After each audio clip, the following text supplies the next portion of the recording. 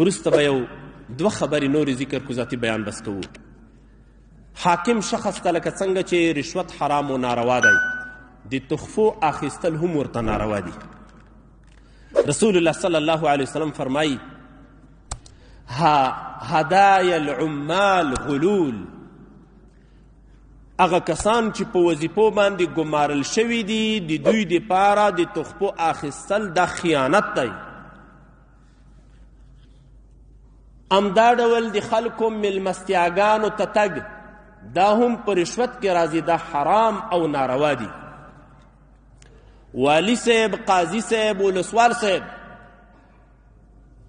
ولو که د اسلامي نظام ولسوال، قاضي او رئیس صاحب یې، دا معنا نه لري چې حلال مونږ ته حرام شول، هر څه چې کوو حرام راته حلال ګرځېدلي دي بس کولی شو. نه، مونږ به د اسلام په چوکاټ کې اوسېږو.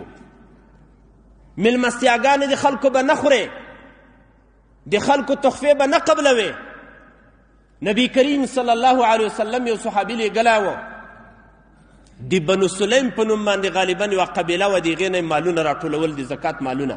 چې راغی نو 2 پنډکي ورسره د ابن لتیبه نومېده. رسول الله صلی الله علیه وسلم ته وویل دا د زکات مالونه دي او دا بیا زما تحفه ده چې خلکو تحفې راکړي دي. رسول الله صلی الله علیه وسلم غصه شو، ورته وویل ته د خپلې مور او پلار په کور کې کښېنه چې تا ته دغه تحفې راځي. تا خو ما یو عامل مقرر کړی وی و وظیفه مې درته سپارلې وه، نو په دې وظیفو باندې ته څنګه دا وایې دا د ما تحفې دي او دا د ما زکاتونه دي؟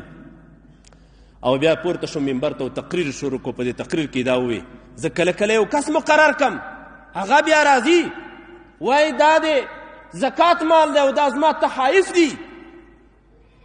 صحابه کرامو ته د دې توصیه او بیان وکړو چې له دې کارونو څخه تاسو اجتناب ترسره کوئ.